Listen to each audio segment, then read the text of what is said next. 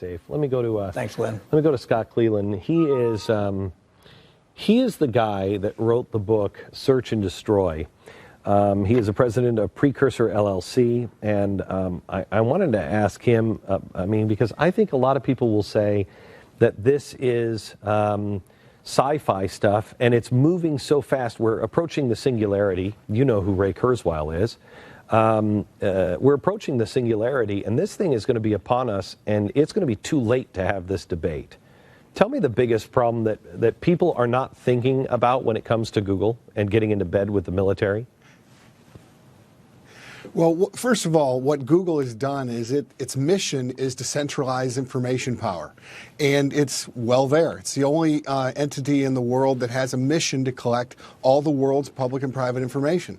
And it's developed more ways to monitor more people more intimately than any entity ever. Now, so that's the power they have. The thing that most troubles me is how unethical they are. And that is that they don't think stealing is wrong. They don't think lying is wrong. They don't think that it's a problem for them to break the laws. Laws are for other people, for the little people. And so they have a long track record. They also don't have a corporate conscience. I mean, for 7 years, they were advertising illegal drugs to kids, steroids to kids, and OxyContin to other Americans. And they had to pay a $500 million penalty for that, which was actually, they got off light from the Department of Justice. So you have an unethical company with enormous power, and as you described, exponentially increasing power. I don't think people understand this because I used to fly out of New York, just in Connecticut, and the JetBlue would come in and it would fly by, and it would be all next to these corporate hangars, and on the back of several corporate jets was a logo. Most people would go by and they don't think it's Google. They think it's all the little rainbow colors in the word Google. Explain their corporate logo, because I think it says a lot.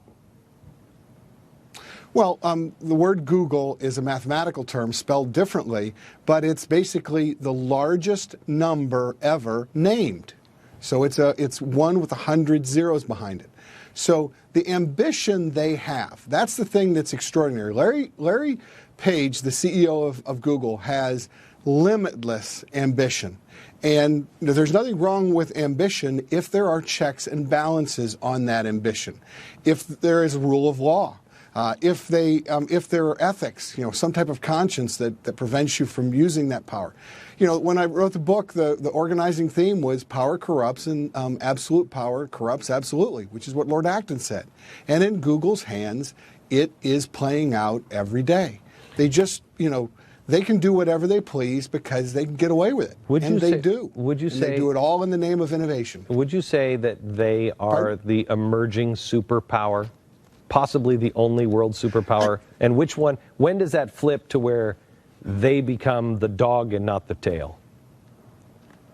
Well, they already are the internet superpower. They have 1 billion search users. They track 2 billion people. As you were describing, they have 1 billion map users. But Scott, what I'm talking about... They already are the internet superpower. Internet superpower is one thing, but you remember, we grew up and J. Edgar Hoover was in charge of the FBI. And the reason why he was there and nobody ever messed with him is he had information on everyone. So at what point do they become the dog and not the tail? Because, Senator, Mr. President, Your Highness, I don't think you're going to do that. They already are. And what's funny is my testimony about 5 years ago to the House of Representatives was called J. Edgar Google. That's how I put it in perspective of what the problem was. They already have that. They had their antitrust investigation just kind of mysteriously go away. Now people can say, well, they didn't find anything. Or they can say that Google got to somebody. And what I wrote in my book is, anytime you have somebody with unfettered, unlimited power to basically know everything about people, and they know more about people than people know about themselves, or their parents know about them, or their friends know about them, intimate stuff, because whatever they track and record, they don't forget. And then they say, well, wait a minute, I guess somebody's got a weakness, and they know where it is. And they can do it on an individual basis or a mass basis. Think about this, Glenn, that if they wanted to track, if the government wanted to track, gun lovers or certain freedom-loving patriots or some militia group, if they decided to have a tool Google's already that tool. Google knows where most everybody is that reads these things. They know it through maps. They know it through Android.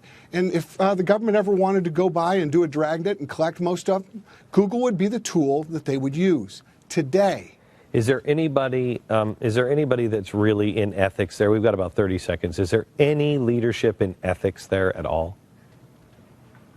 Not that I've seen, and I've studied them very carefully over the last 7 or 8 years. Thank you very much. Back in just a second.